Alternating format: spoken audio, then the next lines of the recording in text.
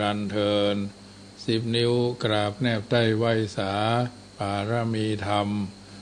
ในครูบาอาจารย์พระมหาเถรานุเถระท่านเจ้าคณะพระสังฆาธิการทุกรูปทุกตนขอความสุขความสดสดีในธรรมะแห่งองค์สมเด็จพระสัมมาสัมพุทธเจ้าจงมีแก่บรรดาสาธุชนท่านผู้ฟังทุกท่านที่ได้มีโอกาสเปิดวิทยุรับฟังรายการเสียงธรรมก่อนรับตาทางสถานีวิทยุเพื่อการศึกษาพระพุทธศาสนาและวัฒนธรรม FM ความถี่ 104.50 เมกะเฮิรตซ์วัดฝ่ายหินตำบลสุเทพอำเภอเมืองจังหวัดเชียงใหม่เมตตาในท่านพระครูสมุวิสุวัฒน์วรกิจโจ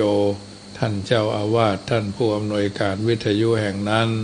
ถวายเวลาเพื่อธรรมภาพพระมหาประสิทธิธรรมาภินันโทวัดจังกรรมน้อมนำเอาอรรถธรรมคำสอนมาเป็นปฏิพรครับบรรดาญาติโยมสาธุชนผู้ฟังทุกท่านที่ได้มีโอกาสเปิดวิทยุรับฟังรายการนี้นำธรรมคำสอนจากรายการเสียงธรรมก่อนรับตาเป็นส่วนหนึ่งที่นำเอาอรรถสาระอันเป็นประโยชน์เกิดจากการฟังดังพุทธนิพนธ์กล่าวเอาไว้ว่า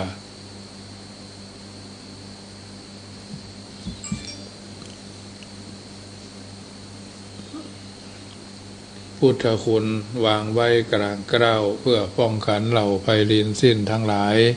ธรรมคุณทูลวางไว้กลางใจเพื่อช่วยให้หูทั่วถึงชั่วดี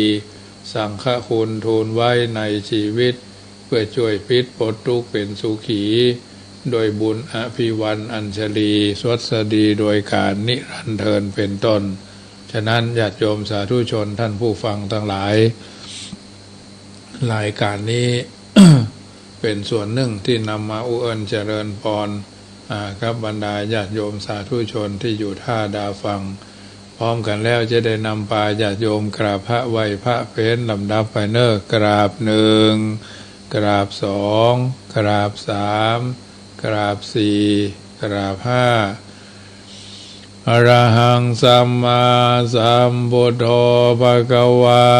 พุทธังภควันตังอภิวาเทมิกราบสวากขาโตภควตาธัมโมธัมมังนัมมัสสามิกราบสุปฏิปันโนภควโตสาวกสังโฆสังฆังนะมามิกราบมาตาปิตุคุณังอหังวันตามิกราบคุณูปการีวันตามิกราบ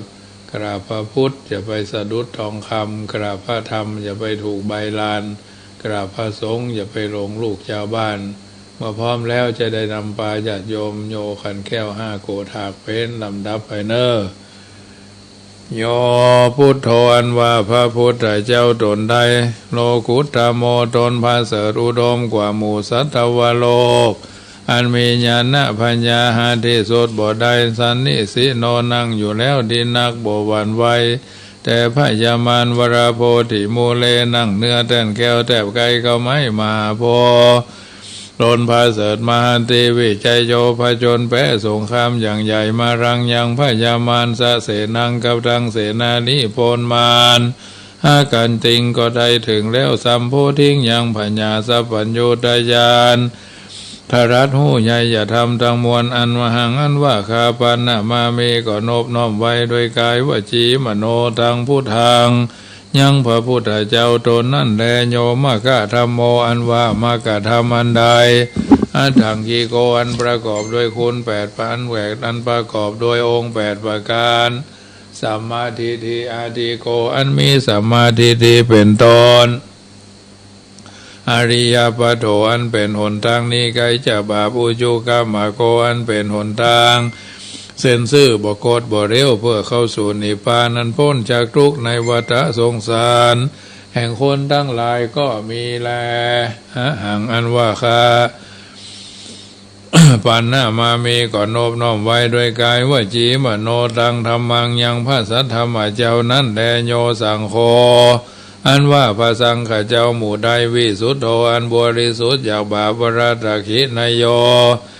อันควรฮับเอาตานันพาเสดแห่งคนและเทวดาทั้งหลายสันตินทริโยอันมีอินทรีย์ทั้งหกระงับดินนักสปามราปะหิโนอันมีมาละคือกิเลสละได้เสียแล้วอนาสะโวอันหาอาสวะธรรมบ่ได้ถ้ามีที่ปัตโตอันใดถึงแล้วยังความสำลิดหีบรมวรคู่เนหิเนเกหิโดยหมู่คนทั้งหลายอันมากโหติก็มีแลอาหังอันว่าคาปันนามามีก่อนโนบน้อมไว้โดยกายวจีมโนทั้งสังขังซึ่งพระสังฆเจ้านั่นแลอาหังอันว่าคานามามีก่อนโนบน้อมไว้พุทธังยังพระพุทธเจ้าทันทรัตหูใหญ่จะทำทั้งมวลหัวหน้าสาขรันตังอันมีคุณบันดังหน้ามหาสมุทรอาหังอันว่าคานามามีก่อนโนบน้อมไว้ธรรมังยังพระสัทธรรมเจ้ามุนีราชเตสิตังอันพระพุทธเจ้าอักเทศนาอาหังอันว่าคานามามิก่อนโนบน้อมไว้สังฆังยังพระสังฆเจ้านั้นแลมุนีราชสาวกังอันเป็นลูกศิษย์ฟังคำสอนแห่งพระพุทธเจ้าอันว่าปุอนาหังอันว่าคานามามิก่อนโนบน้อมไว้กัมมตานาทายกายาลิยังครูบาอาจารย์เจ้าอันเป็นกรรมฐานะทายกานิพพานามากุเทสกังอันสำแดงของแห่งนิพพานพุทธปูจาอันว่าขีญาอันใดปูจายังพระพุทธเจ้ามหาเถจามีเถจาอนุภาวะอันมากธรรมปูจาอันว่าขีญาอันใดปูจายังพระสัทธรรมเจ้ามหาปัญญามีปัญญาอันมากสังฆปูจาอันว่าขีญาอันใดปูจายังพระสังฆเจ้ามหาโภคามีโภคาสัมปติเขาของอันมากโหติก็มีแลไม่ยังอันว่าผู้คาทั้งหลายละพระมหาเสขอจุงจะได้เถิงขอจุงจะได้ทัศนัญจะยังขีญาอันหานเมตตายะอันพระพุทธเจ้าเมตตายะอันจักมาเป็นพระพุทธเจ้าไปนาปุโธอันว่าพระพุทธเจ้าเมตตายโยตนชื่อเมตตายะเทวปูจิโตอันคนและเทวดาทั้งหลายหาปูจาอนุปัจจโตบ่เกิดมาเตื้อยาวะตราบใดมะยังอันว่าผู้ฆ่าทั้งหลายสังสารันโตปิแม่นตวนเดียวไปมาคือตายแล้วเกิดเอากำเนิดในวัฏสงสารเอากำเนิดหลายทีสังสารในวัฏสงสารมากะมามหาเสขอจุงจะได้เถิงคือว่าขอจะได้เกิดอบายเยในอบายทุกติคือนรกเป็นเปรตเป็นสัตว์เดรัจฉานตราบใดอิมินาทุปาปุภาราชาคารวะกัม อิมินาทุปาปุภาราชาคารวะกัมเมนาโดยกรรมอันใดปูจาคารวะโดยถูกโดยเทียนเขาดอกไม้อันนี้เตอนิพพานาปัจจโยจงเป็นปัจจัยกัมโจคือได้นิพพานโหตุจงมีโนแก่ผู้ฆ่าทั้งหลายเที่ยงแท้แด่เตอนะโมตัสสะภะคะวะโตอะระหะโตสัมมาสัมพุทธัสสะนะโมตัสสะ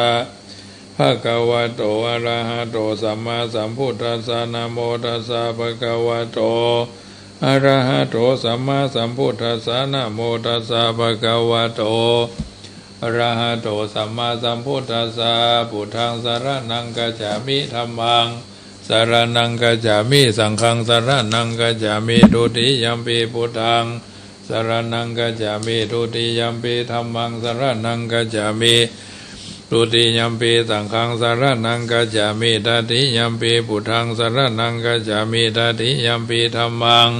สารนังกัจจามิตติยัมปิสังฆังสารนังกัจจามิสารนากามานังพุทโธสัพพัญโยทญาโนธัมโมโรกุตโรนาวาสังโฆมาคะภรัตโตจะอิเจตังรัตนะทยังเอตัสสะอนุภาเวนะสัพพะอันตรายโยวินาสันตุโนยาสานุสารเนนะปิอันตาริเขปิปานิโนปฏิธรรมาทิคาฉันติภูมิยังวิยาสัพพทาสัพพุปัตตวาชารมหายาคาโจราภิสัมภาวาคณนานาจามุตานัง ปาริตันตัมภนามาเหเอวเมสุตังเอกังสมัญญังภควาสาวัตถิยังวิหารติเจตวันเนอนาถาบินดิกัสสะอาราเมตระโขภควาภิกขุอมันเตสีภิกขโวติพระทันเตติเตภิกขุภควโตปัจจโสสุงภควาเอทัทาวจาภูตาภูพังภิกขเวเทวาสุรสังฆโมสัมมุพยุนลาโหอโหสิอัฏฐโขภิกขเวสโกเทวานามินโทเทเวตาวติงเสอามันเตสิสะเจมาดิสาเทวานังสังฆามาคาตานังอุปัจจยาปยังวาจัมพิตาตังวาโลมหังโสวามะเมวาตัสสมิงสามะเยถ้าจะขังอุโรกายาธามะมังหิโวถ้าจะขังอุโรกายาตังยามภาวิสติพยังวาจัมพิตาตังวาโรมหังโสวาโสปะหิยิสติโนเจเมถ้าจะขังอุโรกายาธาอัฏฐปัจจปฏิสาเดวราชสาตัจขังอุโนกายาทะปัจจปฏิสาหิโวเดวราชสาตัจขังอุโนกายาตังยัมภาวิสติพยังวาจัมพิตาตังวาโรมหังโสวาโสปะหิยิสติโนเจปัจจปฏิสาเดวราชสาตัจขังอุโนกายาทะอัฏฐวาโลนาสาเดวราชสาตัจขังอุโนกายาทะวาโลนาสาหิโวเดวราชสาตัจขังอุโลกายะตังยัมภาวิสติพยังวาจัมพิตาตังวาโลมหังโสวาโสปะหิยิสติโนเจวะโรนัสสะเดวราชสาตัจขังอุโลกายะทะอัฏฐอิสานัสสะเดวราชสาตัจขังอุโลกายะทะอิสานัสสะหิโวเดวราชสาตัจขังอุโลกายะตังยัมภาวิสติพยังวาจัมพิตาตังวาโลมหังโสวาโสปะหิยิสติติตังโคปันนะภิกขเวสกัสสวะเดวานามินทัสสะตัจขังอุโลกายะตังปัญจปฏิสวะเดวราชสาตัจขังอุโลกายะตังปัญจวัลุนัสสวะเดวราชสาตัจขังอุโลกายะตังยิสานัสสวะเดวราชสาตัจขังอุโลกายะตังยัมภวิสติพยังวาจัมพิตาตังวาโรมหังโสวาโสปะหิเยทาปิโนปิปะหิเยทาตังกิสาเหตุตถาคตโตหิโนปิเวปะหิเยทาตังกิสาเหตุสโกหิภิกขเวเดวานามินโทอวิตาราโคอวิตาโทโสอวิตาโมโหภิรุชัมพีอุตราสีปราจิติอาหันจะโหภิกขเวเอวังวัฏามิสเจตุมหากังภิกขเวอาหันจะโขภิกขเวเอวังวะธามิสเจตุมหากังภิกขเวอารัญญาคาตานังวารุคะมูราคาตานังวาสุญญาคาราคาตานังวา อุปชัยยะพยังวาจัมพิตาตังวาโรมะหังโสวาโสปะหิยิโโรมะหังโสวามะเมวาตัสสมิงสามเยอนุสรายธาอิติปิโสภควาระหังสัมมาสัมพุทโธวิชาจารณะสัมปันโนสุขโตโรกาวิทูอนุตตโรปุริสธรรมสารติสัทธาเทวมนุสานังพุทโธภควติมะมังหิโวภิกขเวอนุสรตังยัม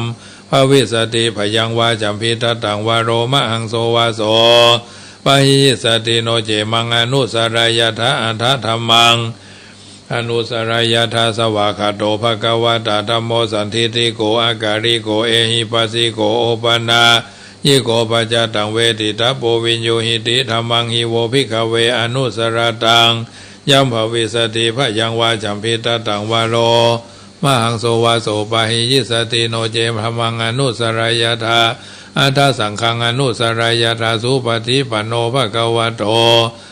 สาวกสังโฆอุจุปฏิปันโนภควโตสาวกสังโฆยายาปฏิปันโนภควโตสาวกสังโฆสามิจิปฏิปันโนภควโตสาวกสังโฆยติทังจัตตาริปุริสายุคานิอัฏฐาปุริสาภุคลาเอสาภควโตสาวกสังโฆอาหุนายโยปะหุนายโยทักขินายโยอัญชลีกะลานิโยอนุตตรังปุญญเขตังโลกัสสาติสังฆังอีโวภิกขเวอนุสรตังยัมภวิสติปยังวาจัมพิตาตังวาโลมะหังโสวาโสปะหิยิสติตังกิสาเหตุตถาคโตหิภิกขเวอรหังสัมมาสัมพุทโธวิตระโควิตะโทโสวิตะโมโหอภิรุอาจัมพีอนุตตราสี อปารายิติอิทัมโวจาภคะวาอิทังวัตวนาสุขโตอาถาปรังเอตาถาโวจาสัทธาอรัญเยลุขะมูเลวาสุญญาคาเลวะภิกขโวอนุสเรธาสัมพุทธังพยังตุมากาโนสิยาโนเจพุทธังสรายธาโลกาเชตังนราสัพพังอัฏฐธรรมังสรายธานิยานิกังสุเทสีตังโนเจธรรมังสรายธานิยานิกังสุเทสีตังโนเจสังนายธาสังฆังสรายธาปุญญเขตังอนุตตรังเอวังพุทธังสรันตานังธรรมังสังคัญญาภิกขโวพยังวาจัมพิตตังวาโลมหังโสนาเหสติติติปิโสภะคะวะทานะบาลามิสัมปันโนทานะอุบะบาลามิสัมปันโนทานะบาลามาทาบาลามิสัมปันโนมหาชัยยะภากะโลวะลาเมนะโทวัตตโสธัมมาการระยานาทีวิปัสสนาคาโตโสภะคะวาอิติปิอิติปิโสภะคะวาสีลาบาลามิสัมปันโนสีลาอุบะบาลามิสัมปันโนสีลาบาลามาทาบาลามิสัมปันโนมหาชัยยะปากะโลวาลาเมนะโทวัตตโส ธัมมาการระยานาทีวิปัสสนาคาโตโสภะคะวาอิติปิอิติปิโสภะคะวาเนคัมมะบาลามิสัมปันโนเนคัมมะอุบะบาลามิสัมปันโนเนคัมมะบารามัทธบาลามิสัมปันโนมหาชัยยะภากะโลวาลาเมนะโทวัตตโสธัมมาการระยานาทีวิปัสสนาคาโตโสภะคะวาอิติปิติปิโสภะคะวาปัญญาบาลามิสัมปันโนปัญญาอุบะบาลามิสัมปันโนปัญญาบระมัทธบาลามิสัมปันโนมหาชัยยะปากะโรวาลาเมนะโทวัตตโสธัมมาการระยานาทีวิปัสสนาคาโตโสภะคะวาอิติปิอิติปิโสภะคะวาวิริยะบาลามิสัมปันโนวิริยะอุบะบาลามิสัมปันโนวิริยะบาละมาทะบาลามิสัมปันโนมหาชัยยะภากะโล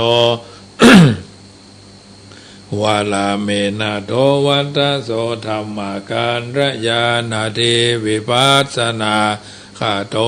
โสภะคะวาอิติปิติปิโสภะคะวาขันติบาลามิสัมปันโนขันติอุบะบาลามิสัมปันโนขันติบาละมัทธะบาลามิสัมปันโนมหาชัยยะภากะโลวาลาเมนะโทวัตตโสธัมมาการระยานาทีวิปัสสนาคาโตโสภะคะวาอิติปิ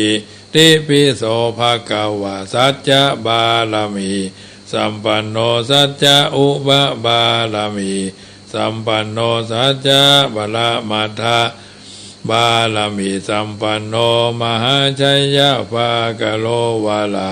เมนะโทวัตตโสธัมมาการระยานาทีวิปัสสนาคาโตโส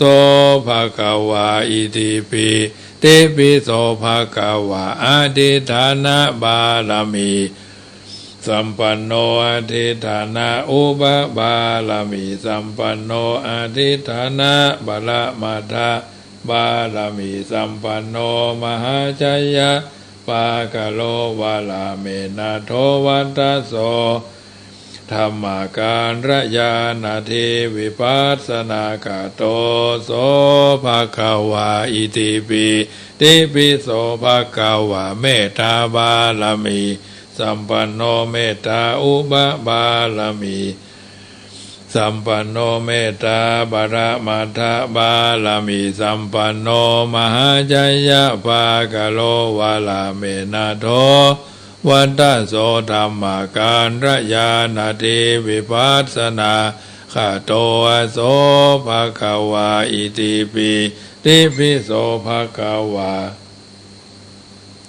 อุเบกขาบาลามิสัมปันโนอุเบกขาอุบะบาลามิสัมปันโนอุเบกขาบาลมัฏฐบาลามิสัมปันโนมหาจยะปะกะโลวาลาเมนะโตวันตัสโสธัมมาการระยา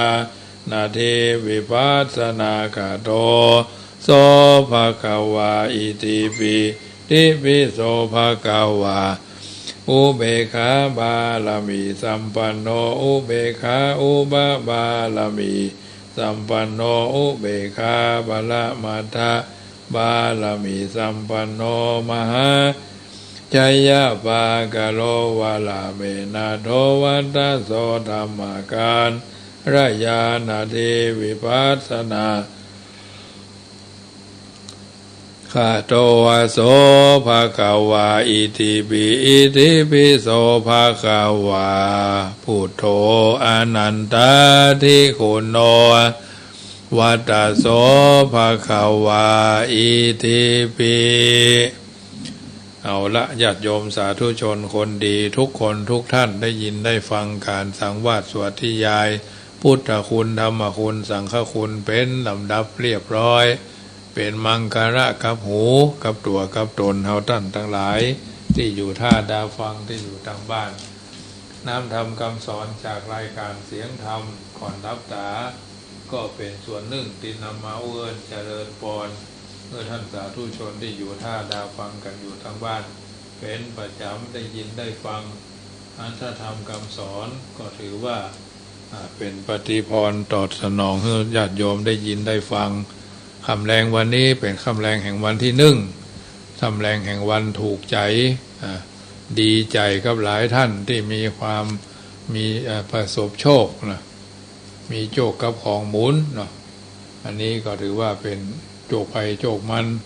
บุญไผ่บุญมันบารมีไผ่บารมีมันเนาะของที่ไผ่ทำก็ไผ่ได้ไผ่ซื้อก็ไผ่ถูกนั่นแหละซื้อถูกก็เป็นเรื่องที่ดีซื้อบ่ถูกก็ต้องติดตามตอนต่อไปนะเพราะฉะนั้น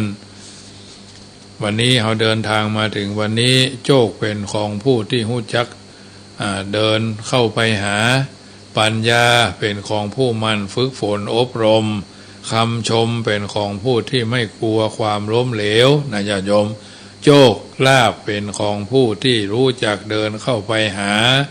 ปัญญาเป็นของผู้มันฝึกฝนอบรมคำชม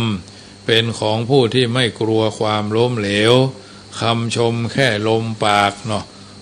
คนที่คำดูถูกตากหากนี่เป็นกำลังใจเนี่ยเปิดว่าจะอันนะความรับผิดชอบที่ยิ่งใหญ่มาพร้อมกับหน้าที่ที่ยิ่งใหญ่หน้าที่แบ่งออกเป็นสองประเภทคือหน้าที่โดยธรรมชาติและหน้าที่ที่ได้รับมอบหมายหน้าที่ธรรมชาติก็เป็นหน้าที่ซึ่งเมื่อเกิดมาก็ติดตามตัวตนเข้ามาอยู่แล้วเช่นหน้าที่พ่อที่แท้แม่ที่ถูกลูกที่กตัญญูหน้าที่พ่อหน้าที่แม่สุภาพสตรีก็มีหน้าที่แห่งความเป็นแม่นะแม่สุภาพบุรุษก็เป็นหน้าที่ของความเป็นพ่อที่เอาใจใส่สนใจตั้งใจเลี้ยงดูบุตรธิดามันจะให้มันจะดีก็ต้องเลี้ยงก่อนแม่ก็เหมือนกันตั้งต้องปามันปากจะแหว่งหูจะตบเขี้ยวจะวิ่นกลมหูเนาะแข่งเบลขาเบลแข่งบิดขาบิดเฮากลมหู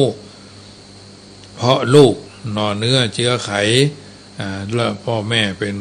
ก็ยิ่งคนที่เพิ่นได้ลูกคนแรกเพิ่นก็ดีใจสมัยนี้มันยังแควนเอาไปอุลตราซาวด์หรอกไปเทคโนโลยีสมัยใหม่เนาะลูกบ่าวลูกสาวเลี้ยงบ่าใหญ่กองใหญ่เลี้ยงใหญ่ก็เป็นข้าศึก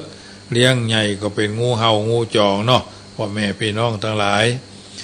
เฮาท่านทั้งหลายนี่เราถือว่าเป็นลูกที่ดีเนาะเป็นลูกที่ดีเป็นลูกที่กตัญญูรุ่นเฮาแล้วก็หมดรุ่นหลังแล้วก็ยากเนี่ยโยมทั้งหลายขอละออนรุ่นใหม่ต่อไปมันก็จะเป็นฝรั่งไปแล้วญาติโยมทั้งหลายเพราะมันเป็นสังคมมือถือเนาะบ่เพิ่นเฮาว่าเสือก็ว่าพระเจ้าถ้าล้นหมดรุ่นเฮาไปแล้วนะโอ้ มันจะตัวไปสัก2 รุ่นแล้วนะนอกนั้นก่อนนักแก่นะ2หน้าที่ที่ได้รับมอบหมายหน้าที่ที่มีผู้ได้รับมอบหมายภาระธุระต้องทำอาตมาภาพนี้มีหน้าที่เป็นดำรงตำแหน่งเจ้าอาวาสเนี่ยดำรงตำแหน่งเจ้าอาวาสก็ดูแลวัดสักกระเบือยันเรือรบเนี่ยต้องหน้าที่เจ้าอาวาสดีก็เจ้าอาวาสบดีก็เจ้าอาวาสนะวะนะขี้เนื้อขี้โกงขี้หมูหาขี้หมาแห้งน้อยเดียวก็เดือดเป็นเดือดโอ้อยู่วัดอยู่ว่ายังบ่ดูแลห้องน้ำห้องส้วมย่ำคัดสีชาวีวันวิหารเฮียฟื้นเนี่ยน้อยเดียวบ่ได้นกขี้ใส่หน้าวิหารน้อยเดียวบ่ได้ก็เป็นเรื่องเป็นราวนะญาติโยมเพราะฉะนั้นเรียบร้อยดีบรรลุวัตถุประสงค์ตรองดูเตอว่าหน้าที่ถ้าเหตุที่ก่อขึ้นไปบอกว่าจะมาจากหน้าที่ประเภทไหนถูกก่อขึ้นบดีผลโดยมาก็บดีลำดับทัดนั้นก็จะโดยมาก็คือสิ่งที่ต้องรับผิดชอบเป็นต้นอันนี้ญาติโยมท่านผู้ฟังทั้งหลายเป็นเป็นเรื่องที่นำมาอู้เอิญเจริญปอนขโยมดีเพื่อตุเจ้าลูกเท่าดีเพื่อพ่อเพื่อแม่ลูกคนเท่าคนแก่ดีเพราะอาบน้ำฟังธรรมเนาะ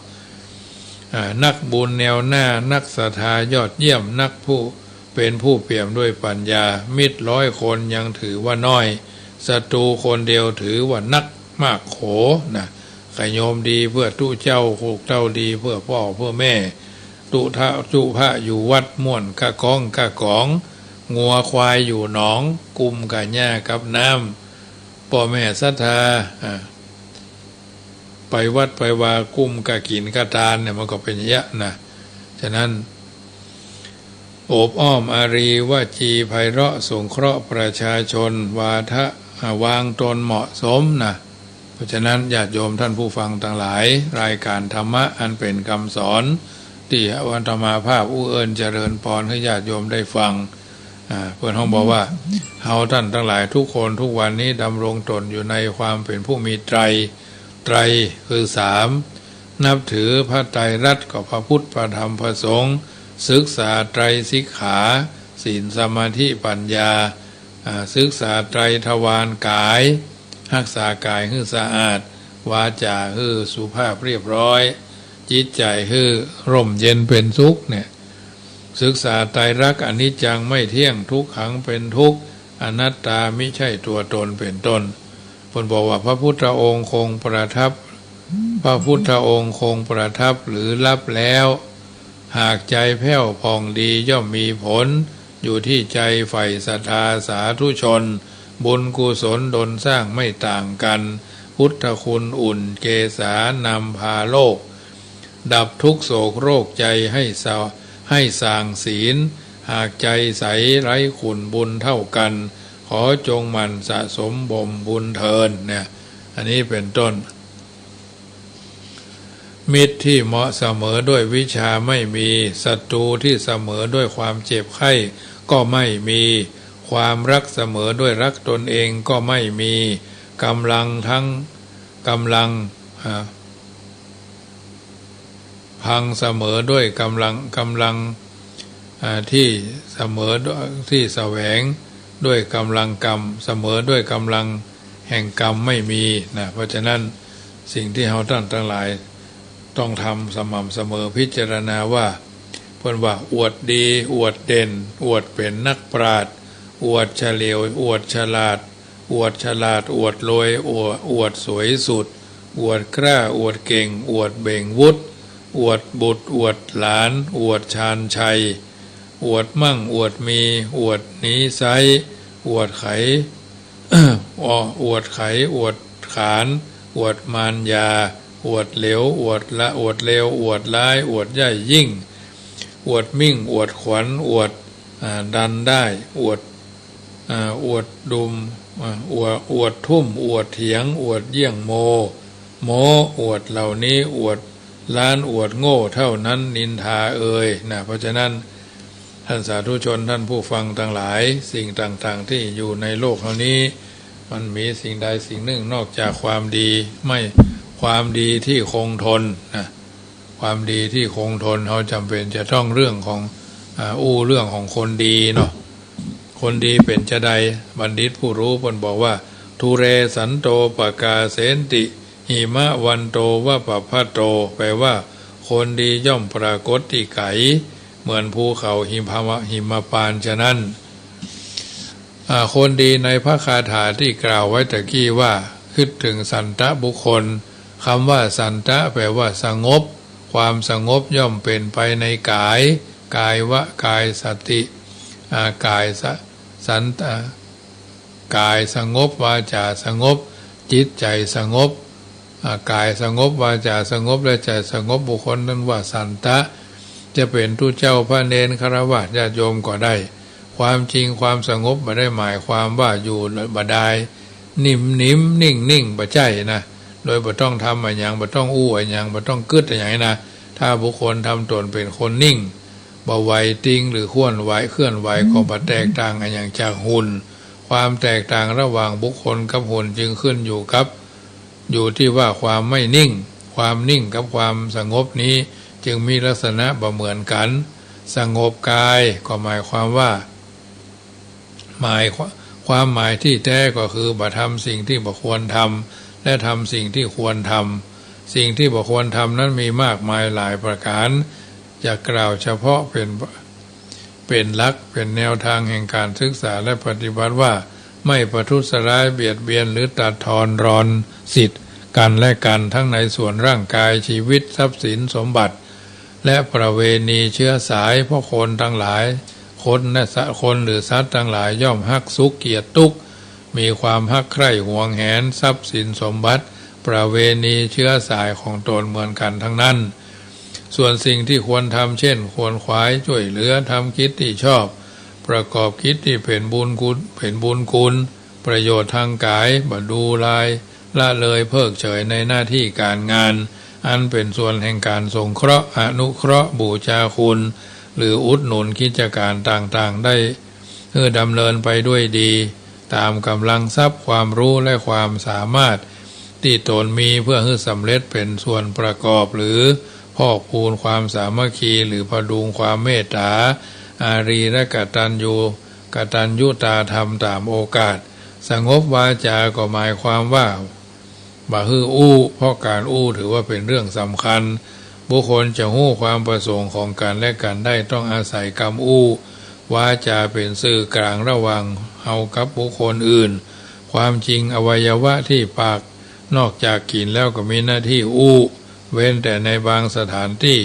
ในการบางคราวก็ต้องขวัญความสงบสงัดปราศจากเสียงโกราหลอื้ออึงจึงต้องสงบวาจาแต่บ่ได้หมายความว่าบ่ได้ฮื้อว่าบ่ฮื้ออู้เนาะการฮู้จักสงบวาจาก็ถือว่าเป็นเรื่องที่จะสงบวาจาก็คือสงบปากสงบคำกล่าวสั้นก็คือบ่ฮื้ออู้วาจาที่บ่ควรอู้และฮื้อวาจาที่ควรอู้วาจาที่บ่ควรอู้ก็คืออู้เท็จอู้โกหกน้ำท่วมต้งพักลุ่งลงเหลงนะบ่ตรงตามความเป็นจริงเช่นหันบอกว่าบ่หันฮู้บอกว่าบ่ฮู้ถูกก็ว่าผิดก็ว่าถูกขาวก็ว่าเป็นดำก็ว่าเป็นขาวอย่างบนวางอำนาจของเงินนะเงินตกใส่ดินก็ดินตกใส่หญ้าก็หญ้าตายตกใส่ควายก็เป็นลาภตกใส่บาปก็เป็นบุญตกลุนก็ได้ก่อนเพราะฉะนั้น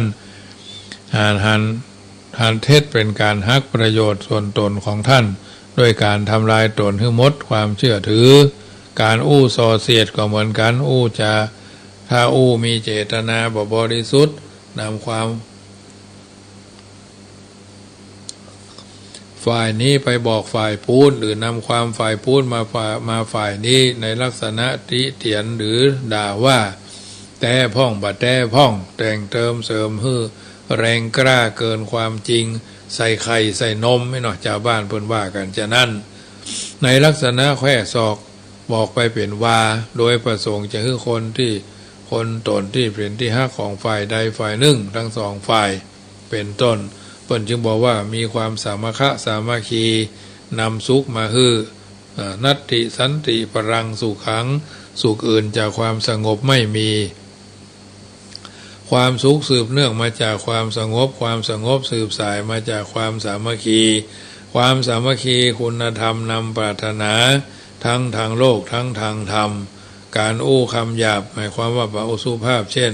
ชวนฮือใจอาจยานำปาฮือใจสัตราวุธออกมาจากใจที่หยาบผู้คนผู้อู้คำหยาบจะเป็นคนปากชัดปากร้ายบดี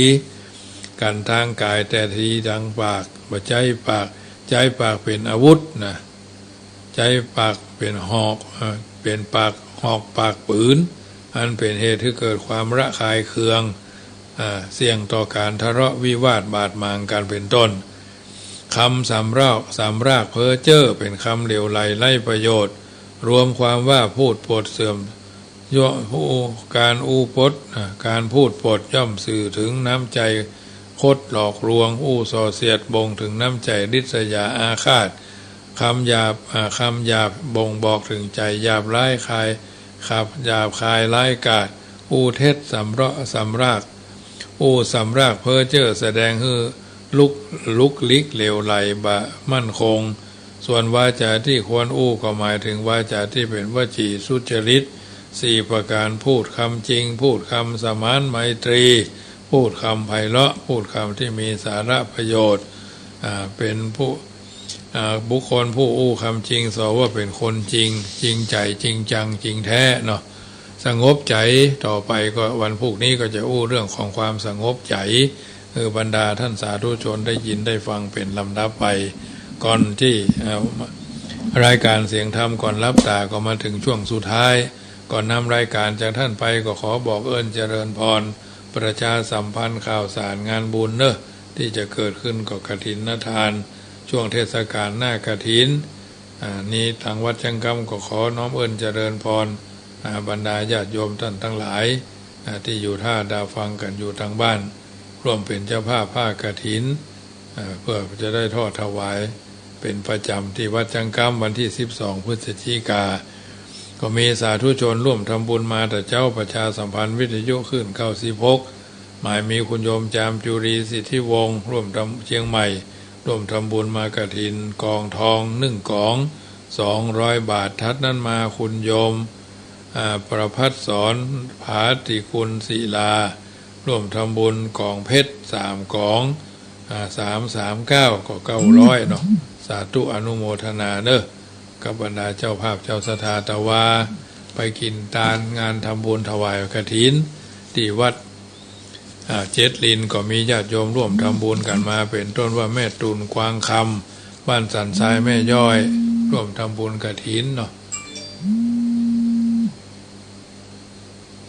แฟนพันธุ์แท้ว่าจะได้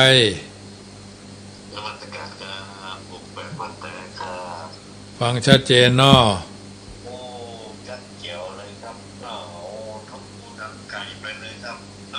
ครับโอ้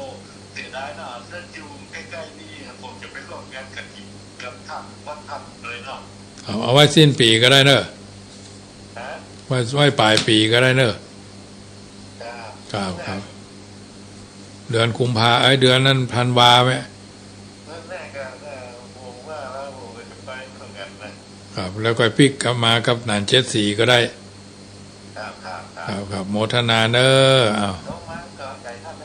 สาธุเอาสาแฟนพันธุ์แท้พ่อโคนิพนธ์ยุคุณทรบ้านเป้าแม่แตงพระปะกฐินร่วมทำบุญกฐินแม่แม่จำรองปาลีห้วยไซร่วมทำบุญกฐินแม่พ่อรวยแม่บุญทองปาลีร่วมทำบุญกฐินแม่บัวเร็วปาลีห้วยไซทำบุญกฐินเนาะแม่กาบแม่เนี่ยนะปาลีนะเนาะห้วยไซกาปอกก็ว่าแม่กาป้องอย่างนี้เนี่ยมันเป็นเขียนติดกันได้แม่สุภัตตาปาลีห้วยไซทำบุญกฐินแม่บัวซอนตุลสี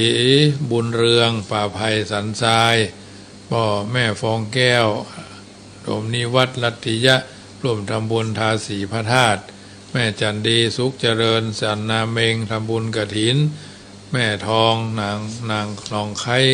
สี่ทรายมูลสันกับสันทรายเนาะพ่อสีทรแม่อำพรมหานามร่วมทำบุญกฐินโยมเกรียงไกรมันลิกาสุวิจักราชกิจแม่ชะไมพรอันนี้ก็ทำบุญกฐินเนาะวัดจังกาแม่เรือนคำจันทกูลวันทำบุญกฐินไปพองศรีคำรอมป่าลานละทรายหลวงสันทรายหลวงเนาะร่วมทำบุญกฐินจรัญขันคำพิมสารทำบุญกฐินบ้านปากทางสามัคคีเนาะสาธุเรือนแก้วแย้มแก้วแม่เฮียก๋วยเตี๋ยวเนาะร้านก๋วยเตี๋ยวบนตำบลน้ำเพชรทรเทพนี่ทำบุญกฐินสวัยนัทธิกานัทตานะอาพรดินแดงกรุงเทพทำบุญกฐินณฤมลสิริพันธ์อุทิศให้นางอัมภัยสุทธกรนายสุธีสิริพันธ์ผิงกรุงเทพดินแดงนี่ก็1,000 บาทสาธุเนอะส่วนท่านใดจะเป็นเจ้าภาพชุดโคมไฟช้างเนาะโซล่าเซลล์ก็ยังทำ4 ชุดนะชุดละ900ก็มีเจ้าภาพเจ้าศรัทธาเพื่อนร่วมทำบุญกันมาหลายท่านได้ประกาศอนุโมทนากับท่านหลายคนบรรดาเจ้าภาพเจ้าศรัทธาเพื่อนหอมกฐินมาวันนั้นก็มีเนอะที่ได้ควงพญาเมืองลายนะคุณโยมแม่จันชัยนี่ก็500 บาทเนาะนัทพรคำทิพย์นี่ก็ร่วมทำบุญลุงกันน้ำกาไฟแม่บัวรันจำปาอิ่มเนาะบ้านสันกำแพงบัวก้างสันกำแพงร่วมทำบุญพระใจธรรมโมคณากฐิน1,000 บาทแม่มุกดาอาศัยบุญป่ากล้วยสารพี100 บาทแม่บุญด่วนทุนคำกับนาปากกองสารพี40 บาทสาธุแม่หลวงกัลยานีทางและพัฒนานีทางเนาะกุนแผนฟาร์มกระตาดสาบ้านต้นเปาเนาะเชียงใหม่ร่วมทำบุญกฐินวาลีอินทกูลร่วมทำบุญกฐินอัญชลีคำกิติร่วมทำบุญกฐินเนาะวนิดาพันธ์ประเสริฐจัดสรรศรีเกษตรสันทรายสันนาเมงร่วมทำบุญกฐินอันนี้เพิ่นร่วมทำบุญกฐินแล้วก็โยมสมจิตอุ่นจิตร่วมทำบุญกฐิน300 บาทสำหรับโคมไฟช้างนะโซล่าเซลล์16 ตัวแม่วิไลวะทูไทยหาการเชียงใหม่900 บาทแม่พิษพ่อสิงห์คำแม่พิษสมัยลินสินจ้อยเชียงใหม่900 บาทโยมละสากรุงเทพ900 บาทป้าติ๋มอำเภอแม่วาง900 บาทแม่ฟองแก้วรัตติยะดอนชัยประแดด900 บาทคุณวิรัตรัตติยะดอนชัยประแดด900 บาทแม่จันทิพย์แสงทองปากกล้วย900 บาทแม่จันทาอุปราชิต900 บาทร้านของเก่ารีไซเคิลน้ำดื่มหมู่15น้ำดิบโดยน้ำดิบอำเภอป่าซาง900 บาทพ่อวิทูลแม่บัวพัดใจมาคัดนสวิมลใจมาคัดแม่คือดอยสะเก็ด900 บาทแม่ครูเหรียญทองบ้านต่อเมืองลังเชียงใหม่900 บาทแม่สุวรสใจโตอุทิศหาพ่ออรุณใจโต1 ชุด900 บาทดอยสะเก็ดเนาะคุณโยมวันวิภาโป่งฟ้าบ่อหินมะกอกป่าซางเขานี้900 บาทยังเหลือทำ4 ชุดเนาะชุดละ900อันนี้ก็เป็นรูปจ้างที่เอาไว้หัวเสาบันไดขึ้นกุฏิส่งหงนอนนะเพราะฉะนั้นวันที่12กฐินกองเพชรกองเพชรกับกฐินสามัคคี2,566 กองเพชรกองละ300กองทองกองละ200กองเงินกองละ100นอกนั้นก็ตามเจตนาเอาที่สบายใจเนอะกินตาลหยาดน้ำมากพวงหลวงหลายจักได้สบายเกิดสุขไปหน้าเข้าดอกบานกินตาลเถิงดอกไม้บานกินตาลม่วนอันนี้เป็นคำกล่าวของบัณฑิตผู้รู้ได้กลไกเอามาเป็นปฏิพรกับหมู่เฮาเหล่าเจ้าข้าที่ได้เกิดมาเป็นชาวพุทธพระพุทธศาสนาสิ่งใดสิ่งหนึ่งที่เฮาท่านทั้งหลายเข้าใจในแล้วก็ถือว่าเป็นมงคลกับตัวกับตนเฮาเป็นประจำอยู่แล้วเพราะฉะนั้นวันนี้เป็นวันที่1บางคนก็ ยิ้มแย้มแจ่มใสบางคนก็อย่างว่านั่นนะเนอะเมื่อเจ้าแรงเมื่อเจ้าแยงเมื่อแรงยีนะเพราะฉะนั้นยักขอก้อนไก่กล่าวแป่งก้อนกล่าวสารว่าเป็นตำนานชีวิตคนเท่าสี่จำพวกหนามาจ๋าร่วมเข้าแต่งแป่งเรื่องยาวกล่าวจี้จะขอกล่าวขานขนานอย่างอี้บ่ใจจู้จี้เนอเฮากันจะบ่จัดว่าเหมาเขียนตามสำเนากรรมบ่เก่าหั่นเท่าแห้งเท่าแท่ากาปาลาอย่างอันลูกหลานก็จังใกล้นักเท่าที่สี่ดีมีคนหุ่มฮักคือเท่าแก่อันศีลธรรมเท่าแห้งนั่นแหละขี้กะประจำลาบลู่ว่าลำบ้านเหนือบ้านใต้หูข่าวจิ้นป่าเข้ามาเข้าหามาได้ที่ไหนก็ไปจนพบบอกว่าใกล้ไกลไผบอกเคารพในขีนอวดอู้ว่าดีศีลธรรมกรรมพระเลิกละถอยหนีงานไหนกินฟรีอุ้ยนี่ตึงสู้เรื่องวัดเรื่องวาบอกถ้ามาอู้เรื่องกินนอนจูบอกก้านเท่าสองนั้นหนาเท่ากาบ่อค้านบ่อห่มอยู่บ้านเลยเฮาเท่าจันไรนี่มีตกที่เขาห่มหาป่าเอาอู้ข่าวเนื้อหู้ข่าวเหนือใต้ตึงแสะตึงแหนำไปฮื้อได้มีตึงสุ่มใส่สะปะตอดแห่ตกจำหนีกำตุพระชอบหาป่าอันเรื่อยมาทางบุญหลีกเว้นหนีบเก้นหาป่าห้อมห้อยตรงนาเอาป่ามาลาบมาซ่าเรื่องวัดเรื่องวารอไว้วันหน้าสวนเสเฮหาเปื้อนมิตรเท่าที่สามนาปาลาเรื่องคิดสลิดแต่งย่องมองเงาแว่นหวีมีพร้อมย้อมผมย้อมบ่อขาว